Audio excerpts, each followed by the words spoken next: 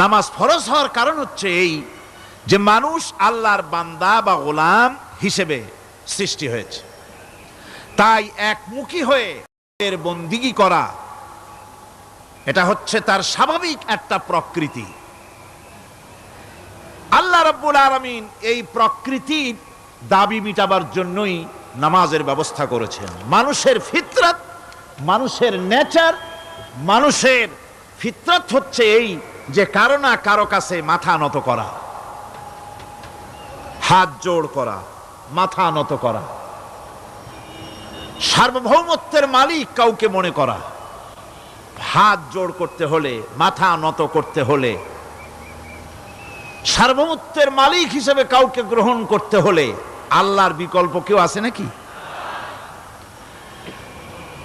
ইসলামের মূল দাওয়াতটা হলো ফিতরাত অনুযায়ী দাওয়াত দেওয়া হয়েছে, মানুষ যেন মাথা নত করে, গোলামি করে।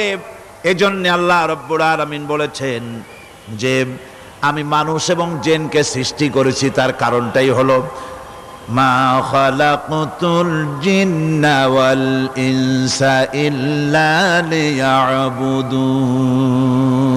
মানুষ আর জিন জাতিকে সৃষ্টি করা হয়েছে ইবাদতের জন্য, গোলামির জন্য। ইবাদত আর গোলামি এটাই করতে হবে, গোলামি করতে হবে, দাসত্ব করতে হবে। আর এই দাসত্ব, আল্লাহর আনুগত্যই গোলামির দাওয়াত দিয়েছেন দুনিয়ার সব নবীরা। কোন নবী বলেন নাই যে আমার গোলামি করো। কেউ বলেছেন? বলেন জোরে, কেউ বলেছেন?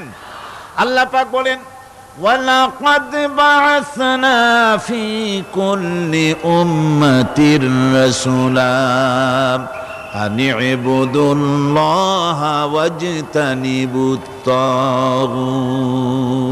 প্রত্যেক জাতির জন্য আমি রাসূল প্রেরণ করেছি, তারা মানুষকে দাওয়াত দিয়েছেন এই কথা বলে যে এক আল্লাহর গোলামি করো, তিনি ছাড়া কোনো ইলাহ নাই, আইন দাতা নাই, বিধান দাতা নাই, তার গোলামি, তার সামনে মাথা নত করে দাও।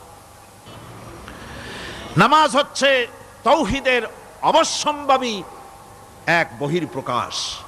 তাওহীদের জন্য তাওহীদবাদী মানুষ যারা, তাদেরকে নামাজ আদায় করতেই হবে। আকীদা বিশ্বাসের দিক থেকে তাওহীদ যদি হয় পুরা দ্বীনের মূল উৎস, তাহলে আমলের দিক থেকে নামাজ হচ্ছে পুরা দ্বীনের মূল ভিত্তি। নামাজ হচ্ছে আমলের মূল ভিত্তি, এর বাস্তবায়ন ছাড়া দ্বীন পূর্ণ হয় না।